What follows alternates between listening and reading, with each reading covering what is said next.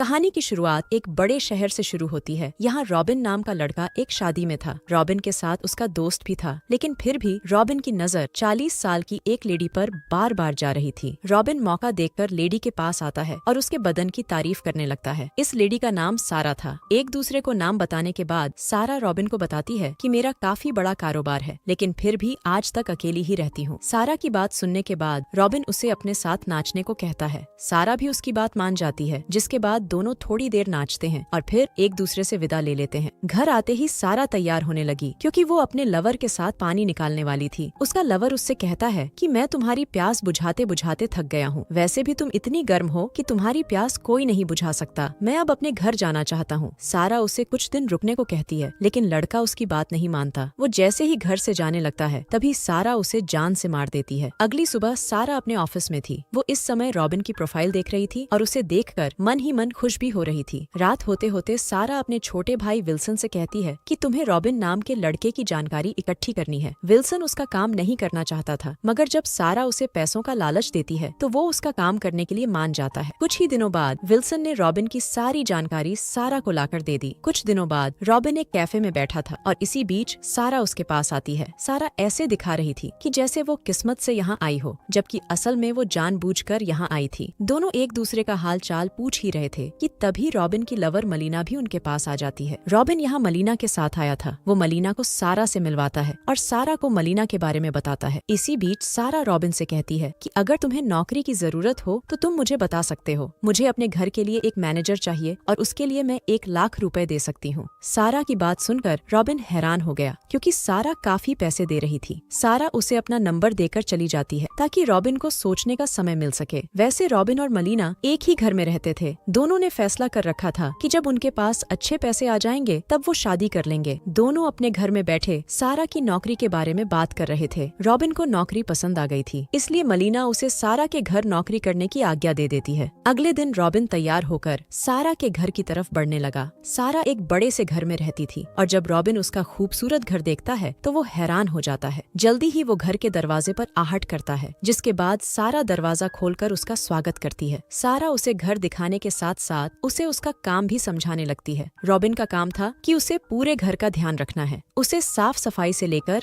खाने पीने का भी ध्यान रखना था। रॉबिन को पूरा काम समझाने के बाद सारा अपने ऑफिस चली जाती है। रात होते ही सारा घर वापस आ गई थी। उसके कहने पर रॉबिन उसके साथ खाना खाता है और फिर अपने घर वापस आ जाता है। घर आकर वो अपनी लवर मलीना को सब बताता है कि सारा का घर बेहद शानदार है। अगली सुबह रॉबिन फिर से सारा के घर में था। सारा ऑफिस जाते जाते उससे कहती है कि तुम्हारी गाड़ी काफी पुरानी है, तुम मेरे लिए काम करते हो, इसलिए तुम्हारे पास भी अच्छी गाड़ी होनी चाहिए। इतना कहकर वो रॉबिन को एक गाड़ी की चाबी देती है। सारा के जाते ही रॉबिन जब गाड़ी देखता है तो गाड़ी देखकर हैरान हो जाता है। सारा ने उसे अपनी नई कीमती गाड़ी दे दी थी, जिसे देखकर वो बेहद खुश हो गया था। रात को सारा पूल के पास बैठी थी, क्योंकि वो आज रॉबिन को गर्म करना चाहती थी। उसने योजना बनाकर रॉबिन को नौकरी दी थी ताकि वो काम के साथ साथ उसकी प्यास भी बुझाता रहे। सारा ने आज कपड़े भी कम पहने थे। रॉबिन उसे देखकर ना तो गर्म होता है और ना ही उसके बदन की तरफ देखता है। सारा चाहती थी कि रॉबिन रात को अपने घर ना जाया करे, बल्कि उसी के पास रहने लगे, मगर रॉबिन ऐसा करने से मना कर देता है। कुछ देर बाद रॉबिन अपनी लवर मलीना के साथ था और इसी बीच रॉबिन को सारा का फोन आता है। सारा उसे बताती है कि